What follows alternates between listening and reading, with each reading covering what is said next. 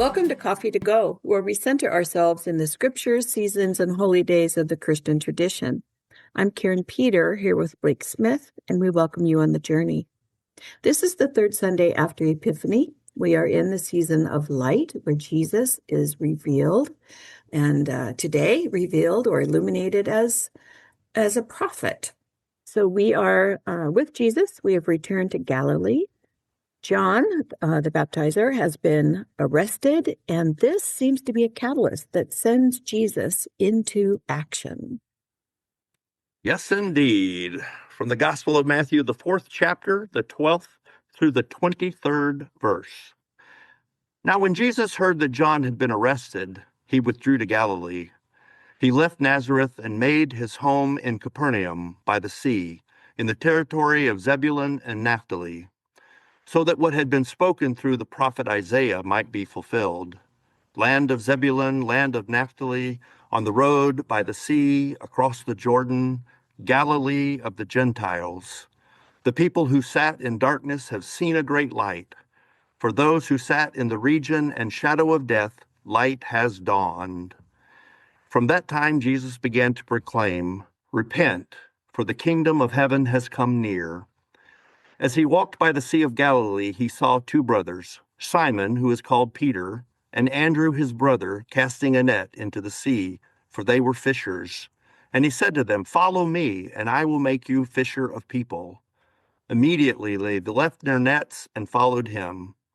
As he went from there, he saw two other brothers, James, son of Zebedee, and his brother John, in the boat with their father Zebedee, mending their nets, and he called them.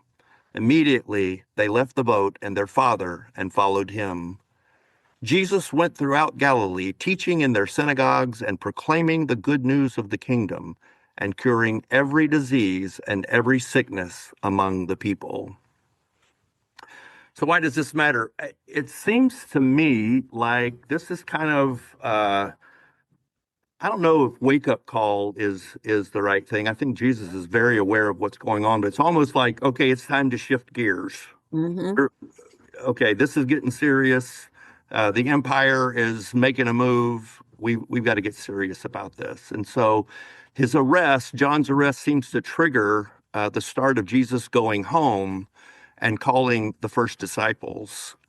He could have spent time lamenting or trying to figure out what to do about John and John's situation, but instead he moves into a mission of restoration and liberation. Again, the empire is moving. It's time for us to move. The mission is to all nations. I think that's important for us to hear. All are included in God's good purposes in the world.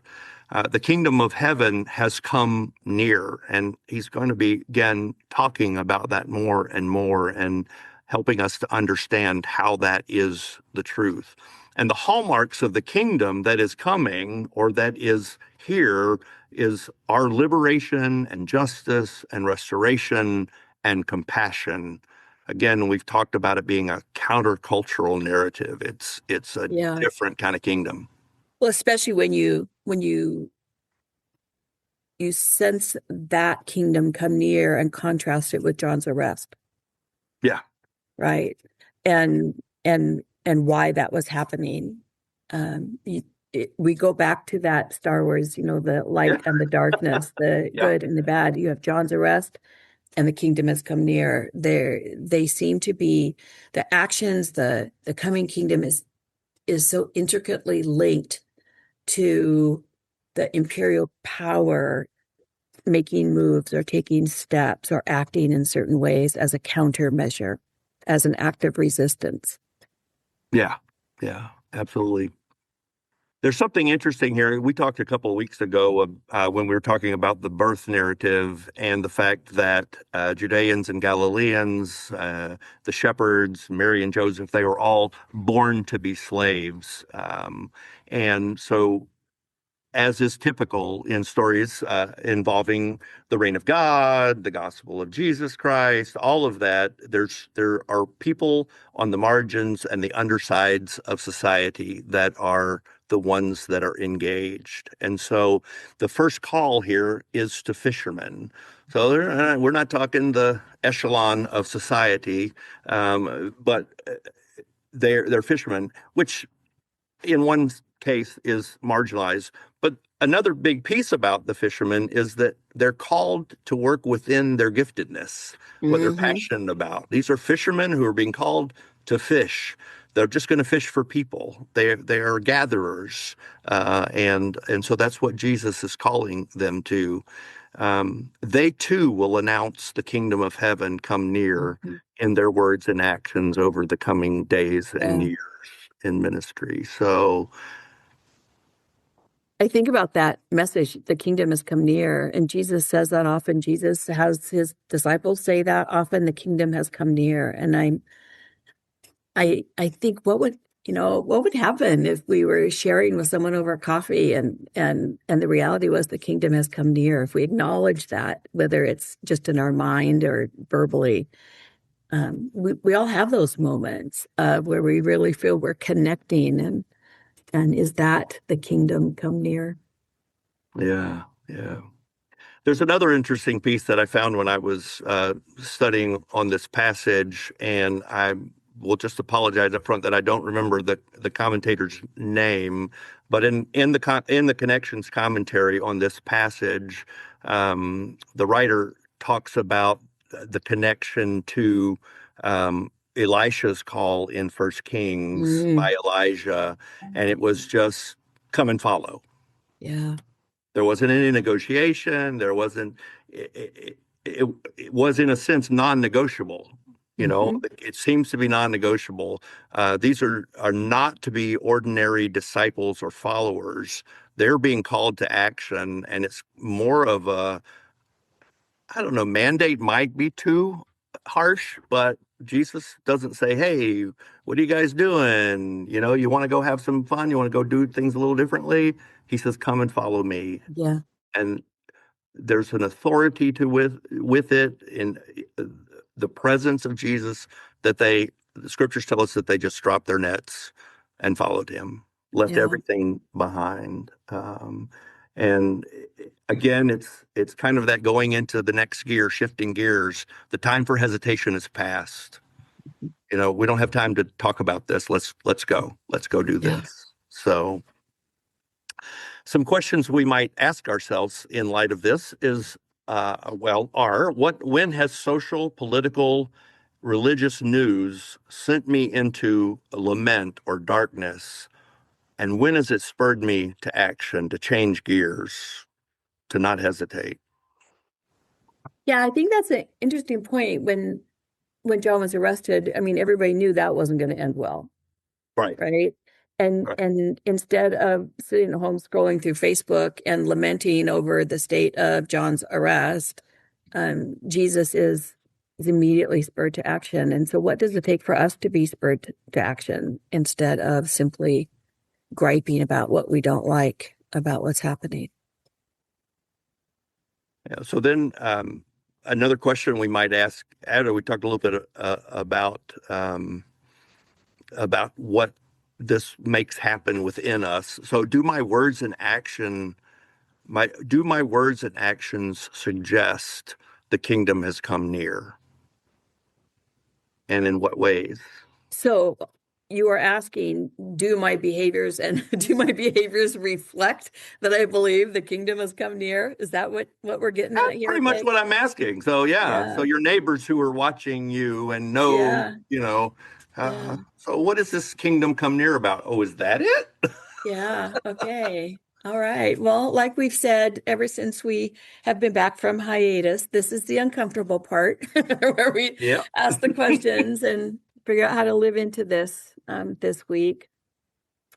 So these first disciples, they made a decision that really entailed great risk, um, to leave everything they knew, to follow Jesus, to become a disciple of a rabbi.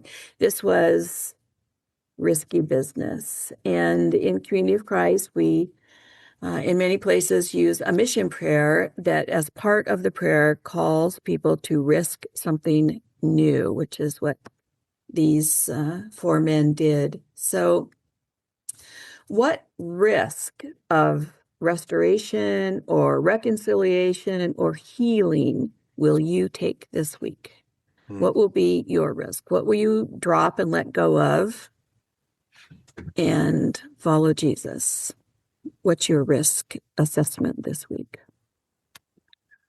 And I was just thinking too, we're talking about risk, and we don't have the scriptures in necessarily a chronological order. We can put bits and pieces together. I just found myself, even as just in that last few minutes while you're talking, wondering if the disciples, so Peter and Andrew and James and John, who dropped everything and came, if they had any idea of who John was, and that he'd been arrested for what he was doing, and they still agreed to follow, or did they go unaware? And if they weren't aware, would it have changed their mind if they didn't? I don't know. It's Well, we had that scripture a couple weeks ago where it was that the two disciples of John the Baptizer were Andrew, who went and got his brother Peter, Simon at the time. So did they know? Yeah, they apparently knew John. So yeah, because I know for me, if I'm being completely honest, I think about, should I do something? I go, well, look what happened to this person who did that. I may not want to risk that much. Yeah. So anyway. Well, this week we're going to risk. We're going to have an experience of risk, and it'll be a risk of restoration, reconciliation, or healing that you will take this week. All right. Well, our blessing comes from John O'Donohue, and it's titled For a Leader. May you have the grace and wisdom to act kindly, learning to distinguish between what is personal and what is not. May you be hospitable to criticism. May you never put yourself at the center of things. May you act not from arrogance, but out of service. May you work on yourself, building up and refining the ways of your mind. May those who work for you know you see and respect them. May you learn to cultivate the art of presence in order to engage with those who meet you. When someone fails or disappoints you, may the graciousness with which you engage be their stairway to renewal and refinement.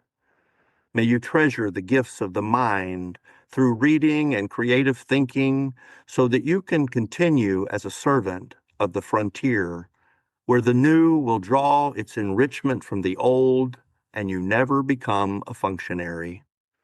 May you know the wisdom of deep listening, the healing of wholesome words, the encouragement of the appreciative gaze, the decorum of held dignity, the springtime edge of the bleak question. May you have a mind that loves frontiers so that you can evoke the bright fields that lie beyond the view of the regular eye. May you have good friends to mirror your blind spots, and may leadership be for you a true adventure of growth. Great blessing. Thanks, John O'Donohue. And thank you to you, our listeners, for joining us here at Coffee to Go. We invite you to join us next time for the next part of our journey through the liturgical seasons and holy days of the Christian tradition.